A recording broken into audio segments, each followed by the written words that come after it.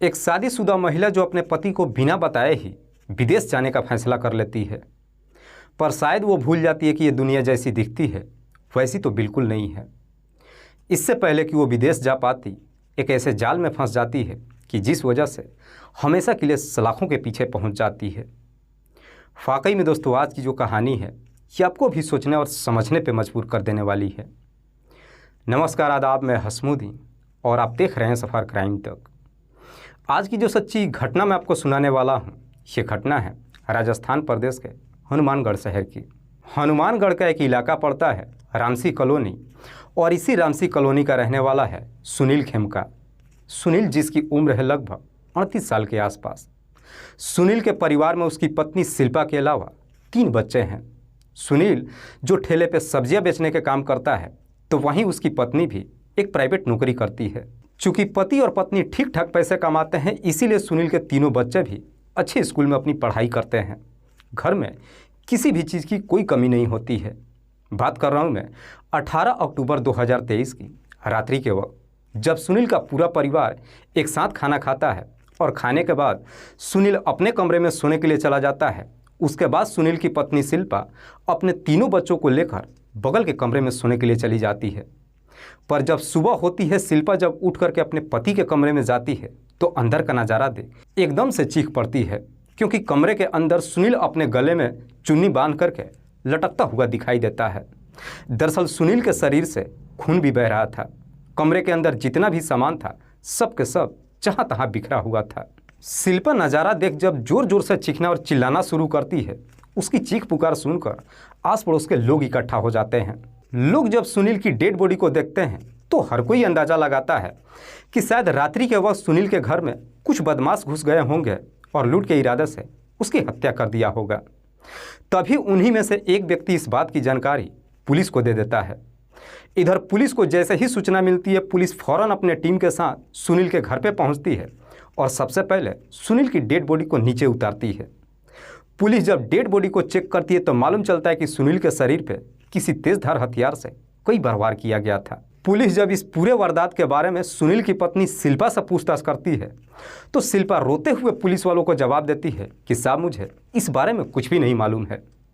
लेकिन शिल्पा जब इस तरह की जवाब देती है, न जाने क्यों पुलिस को शिल्पा की बातों पर यकीन नहीं होता है, क्योंकि पुलिस भी सोच में पड़ जाती है कि जब बदमाश सुनील के घर में घुसे हैं, तोड़फोड़ किए हैं, उसकी हत्या भी किए हैं, और इस बात की जानकारी बगल के कमरे में सो रहे उसकी पत्नी को कैसे नहीं मालूम चला। हालांकि उस वक्त पुलिस शिल्पा से और ज़्यादा सवाल नहीं करती है, डेड बॉडी को अपने कब्जे में लेकर पोस्टमार्टम के लिए भेज देती है, और जब पोस्टमार्टम हो जाती है, उसकी डेड बॉडी को शिल्पा के हवाले कर देती है।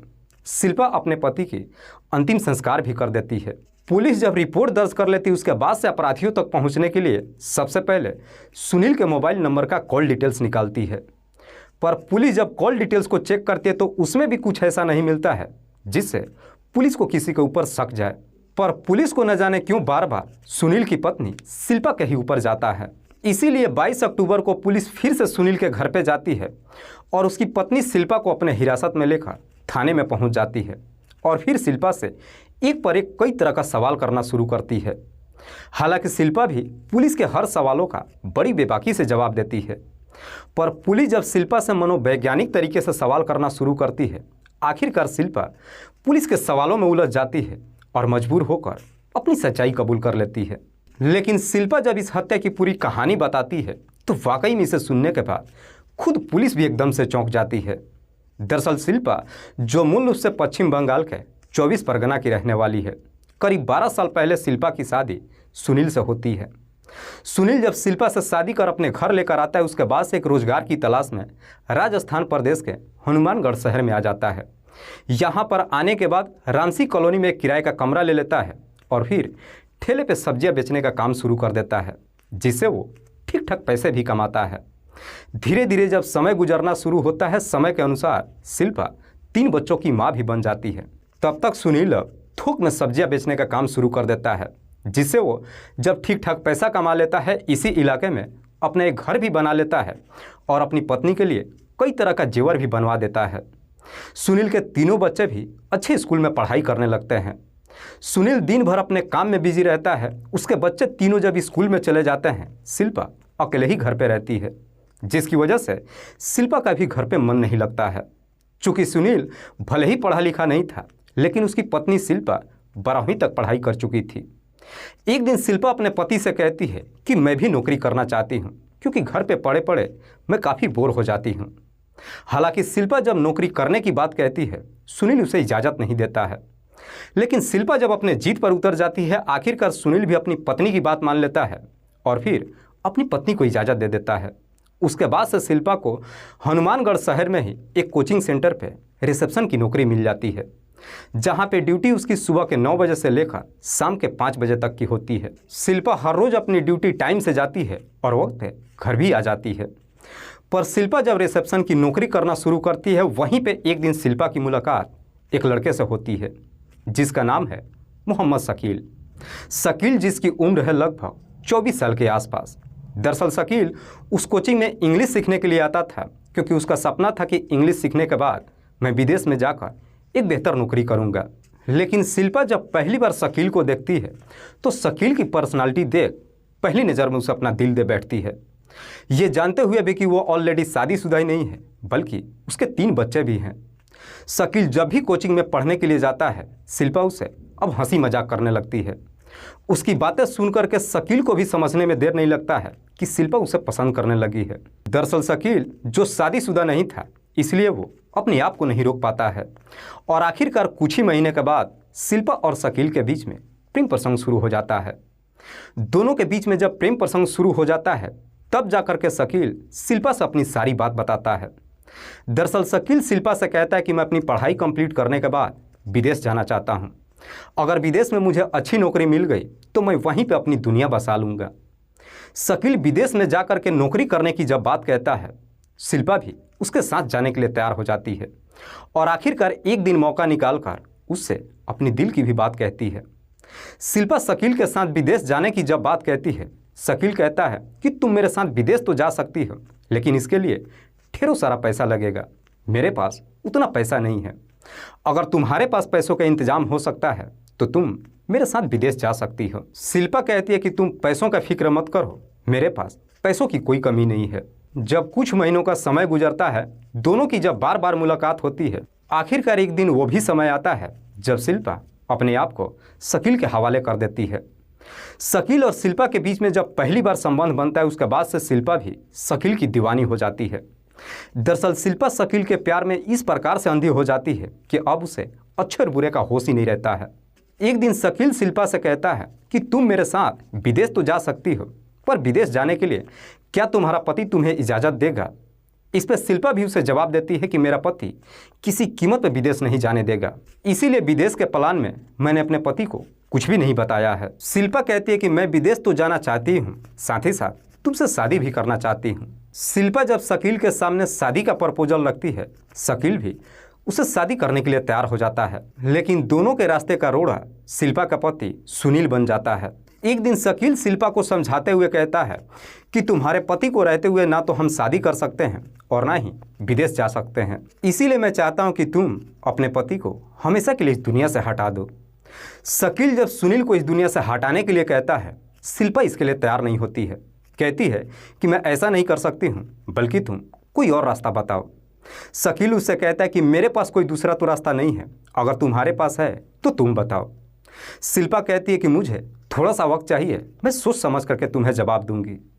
जब 1 सप्ताह का समय गुजर जाता है, 1 सप्ताह बाद जब दोनों की मुलाकात होती है, शकील फिर से शिल्पा से सवाल करता है कि तुमने क्या फैसला किया है।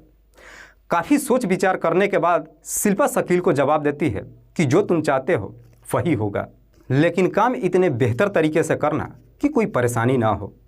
शकील शिल्पा को समझाते हुए कहता है कि तुम्हें घबराने की कोई ज़रूरत नहीं है, मैं आज ही अपने पूरे प्लान के बारे में अपने दोस्त से बात कर लेता हूँ।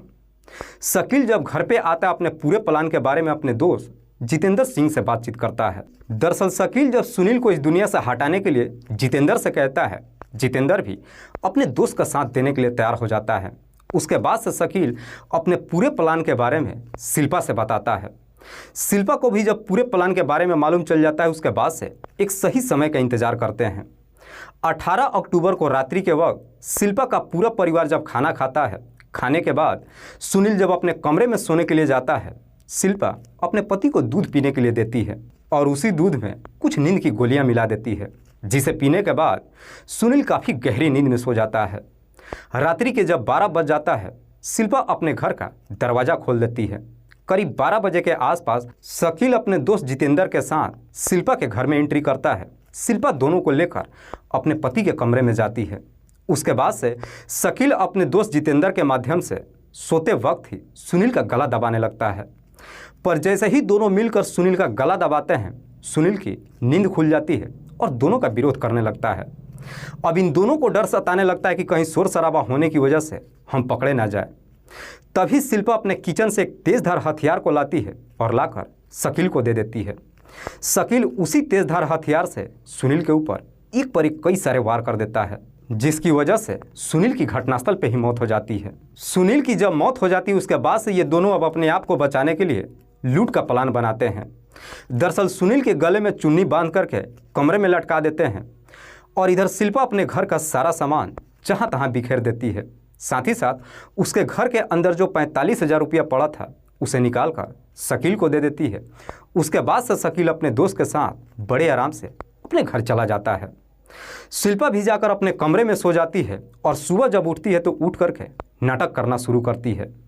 चीखना चिल्लाना जब शुरू करती है, आस पड़ोस के लोग जब वहाँ पे इकट्ठा होते हैं तो रोते हुए लोगों से कहती है कि दरअसल कुछ बदमाश रात्रि के वक्त मेरे घर में घुस आए हैं। उन्होंने सारा सामान लूटने के बाद मेरे पति का हत्या कर दिया है। वाकई में शिल्पा जब ये पूरी कहानी पुलिस को बताती है, उसके बाद से पुलिस शिल्पा के ही तहरीर पे शकील और उसके दोस्त दोनों को भी गिरफ्तार करके लाती है।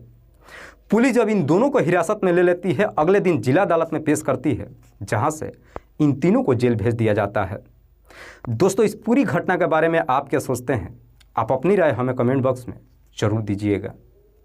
जाते जाते मैं आपको बता दूं कि कुछ मेरे व्यूअर्स हैं जो रोज़ाना मेरे इस वीडियो को देखते ही नहीं हैं, बल्कि अपना कीमती समय निकालकर मुझे अपना प्यार भी देते हैं। जिनमें से एक का नाम है संतोष यादव। संतोष यादव जो गजना जौनपुर के रहने वाले हैं। दूसरे मेरे व्यूअर हैं छोटे लाल सैनी। छोटे लाल सैनी जो मऊ रानीपुर जिला झांसी के रहने वाले हैं। तीसरे मेरे व्यूअर हैं मोहम्मद इमरान। मोहम्मद इमरान जो गोंडा उत्तर प्रदेश के रहने वाले हैं, लेकिन कुवैत में रहकर की नौकरी करते हैं और वहीं से मेरी इस वीडियो को देखते हैं। चौथे मेरे व्यूअर हैं रजाक अंसारी। रजाक अंसारी जो कोडरमा झारखंड प्रदेश के रहने वाले हैं। लास्ट मेरे व्यूअर हैं रामचंद्रा। रामचंद्रा जो सऊदी अरबिया में रहकर के नौकरी करते हैं और वहीं से मेरी इस वीडियो को देखते हैं। मैं अब तमाम व्यूअर्स को तहे दिल से शुक्रिया अदा करता हूं। कल फिर मिलते हैं एक और नई सच्ची घटना के साथ। तब तक के लिए जय हिंद, जय भारत।